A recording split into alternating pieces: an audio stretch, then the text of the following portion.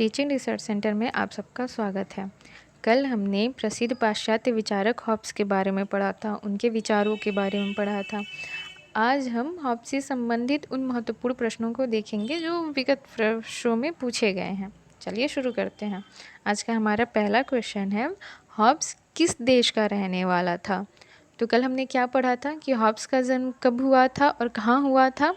तो हॉब्स का जन्म ब्रिटेन के मेलसाबरी में हुआ था और ब्रिटेन को ही इंग्लैंड कहते हैं। तो पहले क्वेश्चन का आंसर क्या हो गया? Option number A, England. Hobbes किस देश का निवासी था? इंग्लैंड का। चलिए कुछ चलते हैं क्वेश्चन नंबर 2 पर। हॉब्स का जन्म कब हुआ था? 5 अप्रैल 1588, बी 5 अप्रैल 1488, सी 5 अप्रैल 1688 या डी 15 अप्रैल 1588। तो हम उनका क्या पढ़े थे? हॉब्स का जन्म कब हुआ था? जब ब्रिटेन में आर्मेडा का युद्ध छिड़ा हुआ था। और आर्मेडा का युद्ध कब हुआ था? 1588 में। पर यहाँ पे दो ऑप्शन है, ऑप्शन नंबर 1 और option number D. Option A क्या है? 5 अप्रैल 1588। ऑप्शन नंबर डी क्या है? 15 अप्रैल 1588। तो इसका जो सही आंसर है वो है option number A, 5 April 1588। Question number 3, Hobbes के अनुसार प्रकृति का राज्य या प्राकृतिक अवस्था इसका युग था। किसका युग था? ऑप्शन नंबर ए, शांति और समृद्धि। ऑप्शन नंबर 2, निरंतर संघर्ष। ऑप्शन नंबर 3, शांति और अभाव। ऑप्शन नंबर डी, धार्मिक शासन। तो हॉब्स के अनुसार प्रकृति का राज्य किसका युग था? हॉब्स क्या मानता था कि प्राकृतिक अवस्था में ना कोई शक्ति है, ना कानून है, ना नियम है, ना कोई सर्वोच्च सत्ता है, ना कोई दंड का भय है। तो उस प्राकृतिक अवस्था में क्या था? ऑप्शन नंबर 1 में क्या है? शांति और समृद्धि। ये तो हो ही नहीं सकता क्योंकि प्राकृतिक अवस्था किस पर आधारित थी? शक्ति ही सत्य पर आधारित थी। बी क्या है? निरंतर संघर्ष। ये ऑप्शन नंबर बी सही आंसर है क्योंकि हॉब्स कहता है कि प्राकृतिक अवस्था शक्ति ही सत्य है की धारणा पर आधारित थी।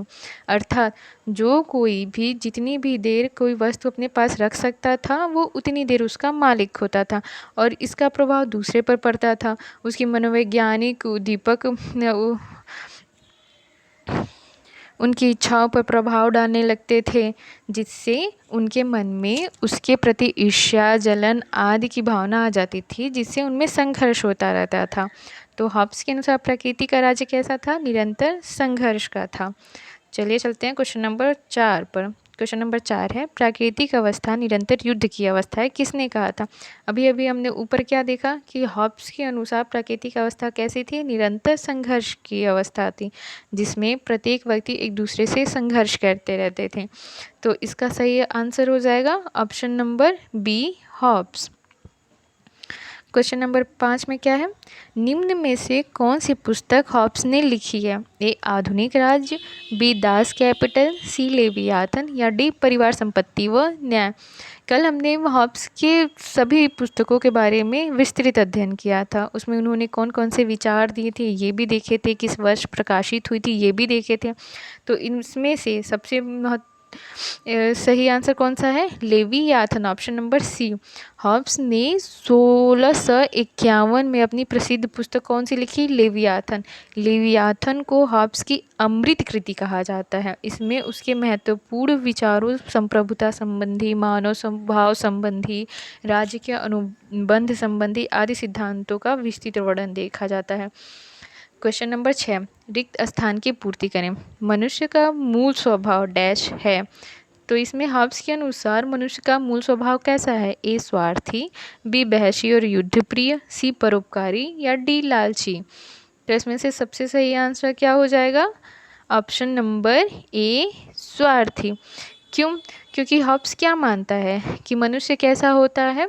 स्वार्थी, लालची, अहंकारी, इन सब सारी दुर्गुणें उसमें भरी पड़ी रहती हैं। इसमें से ऑप्शन नंबर 1 और डी सही है पर ज़्यादा सही ए वाला है क्योंकि हॉब्स ने मनुष्य के सबसे अधिक किस गुण पर विचार दिया है? स्वार्थी पर। क्वेश्चन नंबर 7, मैं और मेरा भय दोनों जुड़वा भाई हैं, किसने कहा? ये सबसे महत्वपूर्ण कथन है जो बार बार विभिन्न परीक्षाओं में देखने को मिलती हैं। तो ये किसका कथन है? ए, बेंथम, बी, हॉब्स, सी, लॉक या डी, बोंदा। तो कल हमने क्या देखा था कि जब अल्मेडा का युद्ध छिड़ा हुआ था स्पेन की जल सेना और ब्रिटेन में 1588 में, तो उस समय किसका जन्म हुआ था? हॉब्स का। तो हॉब्स क्या कहते हैं कि मैं और मेरा भय दोनों जुड़वा भाई हैं। तो इसका सही आंसर क्या हो जाएगा? Option number B, Hobbes. Question number 8, Hobbes ने किस प्रकार की शासन पद्धति को श्रेष्ठ माना है? ए कुलीन तंत्र, बी राजतंत्र, सी प्रजातंत्र या डी अधिनायक तंत्र। तो हॉब्स ने किस शासन पद्धति को श्रेष्ठ माना है? राजतंत्र को। और इसके संबंध में उसने क्या कहा है कि अन्य सभी सरकारों की रचना कृत्रिम रूप से विद्रोहों द्वारा जर्जरित राजतंत्र की अवशेष राख से हुई है।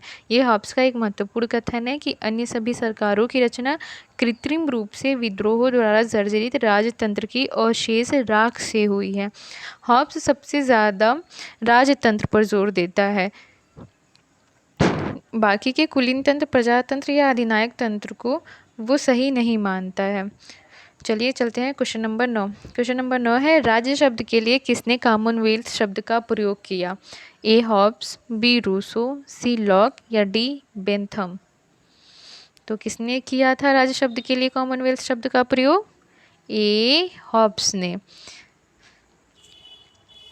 क्वेश्चन नंबर 10, निम्न में से हॉब्स के बारे में असत्य है? ए मनुष्यों ने केवल एक समझौता किया, बी मनुष्य शासक को नियुक्त कर सकते हैं, सी संप्रभुता निर्बाध शक्ति संपन्न था या डी समझौता एक पक्षीय था।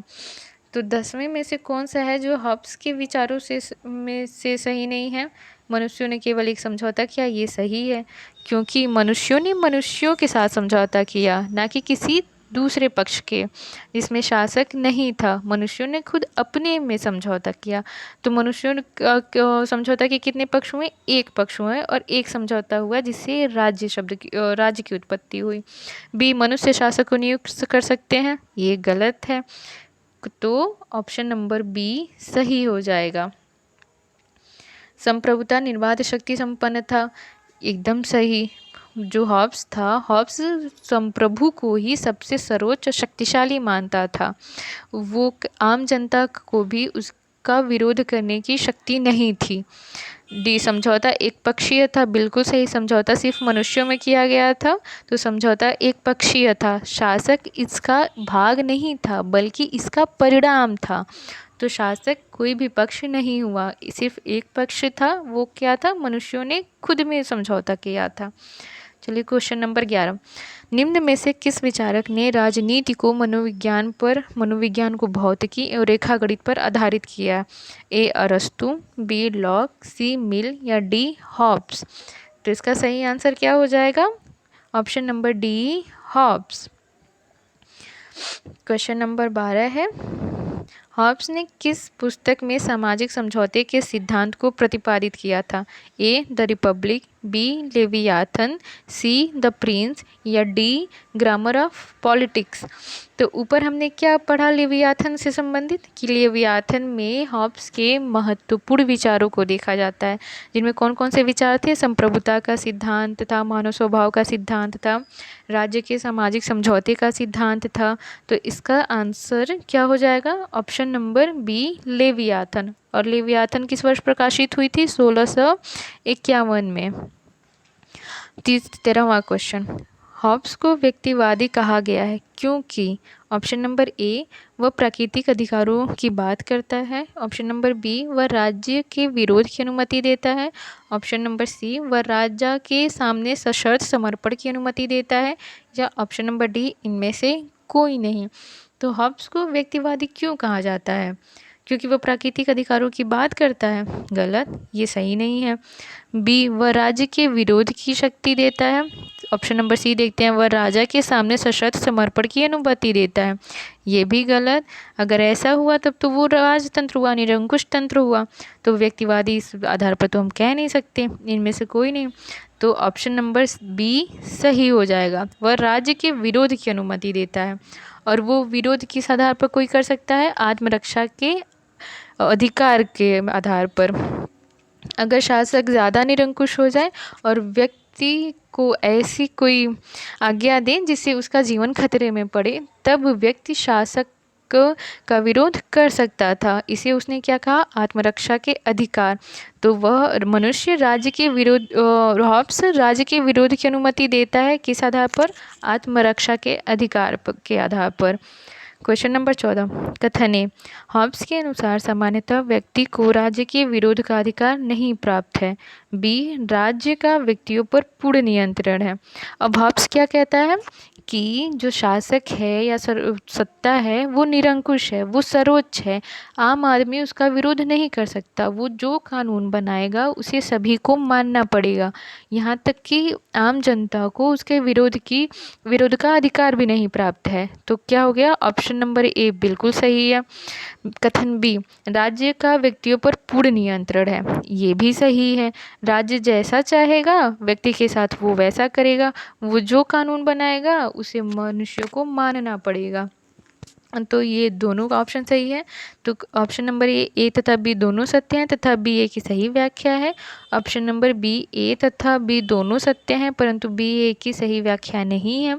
सी, ए सत्य है किंतु बी असत्य है। डी, ए असत्य है किंतु बी सत्य है। तो इसमें सबसे सही ऑप्शन कौन सा है? ऑप्शन नंबर ए तथा बी दोनों सत्य हैं तथा बी ए की सही व्याख्या है।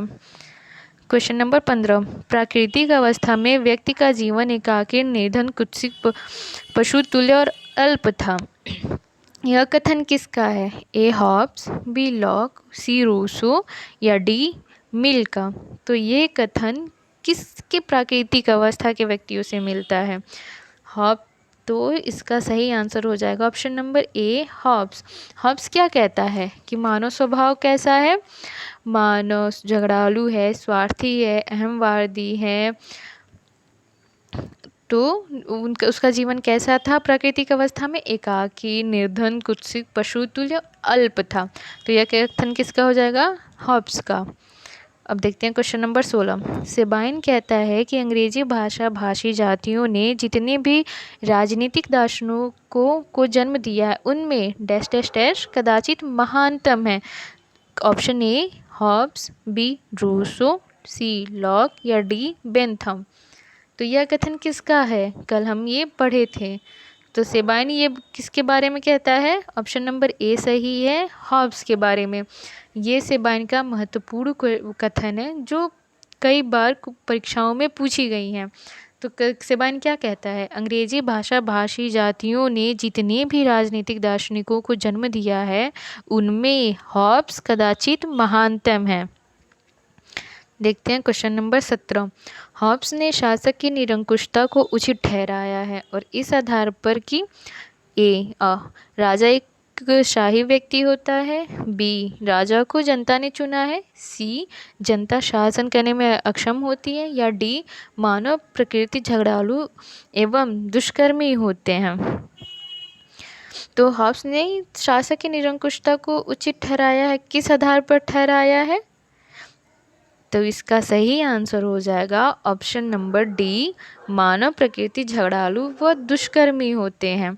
हॉब्स ने क्या माना कि प्राकृतिक अवस्था में मनुष्य कैसा था? स्वार्थी, झगड़ालू, अहमवादी, शक्ति प्रिय, जिसमें निरंतर संघर्ष होते रहते हैं और इस संघर्ष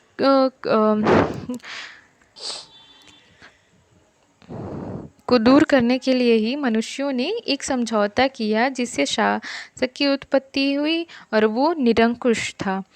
तो मानव की झगड़ालू एवं दुष्कर्मी प्रकृति के कारण ही शासक की निरंकुशता को हॉब्स ने उचित ठहराया था।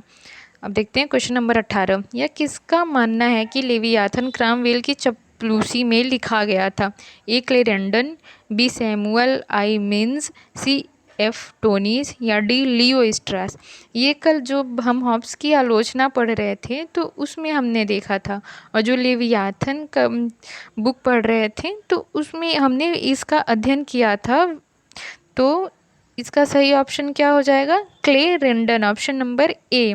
उन्होंने ही लेवियाथन की कई जगह आलोचना की है, यहाँ तक कि उन्होंने ये भी कहा है कि इस पुस्तक को जला देना चाहिए। क्वेश्चन नंबर 19, कौन आत्मरक्षा के अधिकार को व्यक्ति का प्राकृतिक अधिकार मानता है? Option number A Plato, option number B Bentham, option number C Hobbes या ऑप्शन नंबर डी बर्ग। तो इसमें किसने आत्मरक्षा के अधिकार को प्राकृतिक अधिकार माना था व्यक्ति का? हमने अभी ऊपर ही पढ़ा है कि प्राकृतिक अवस्था में निरंतर संघर्ष होता रहता था और तब मनुष्यों ने एक दूसरे से समझौता किया और जिससे कॉमनवेल्थ की स्थापना हुई।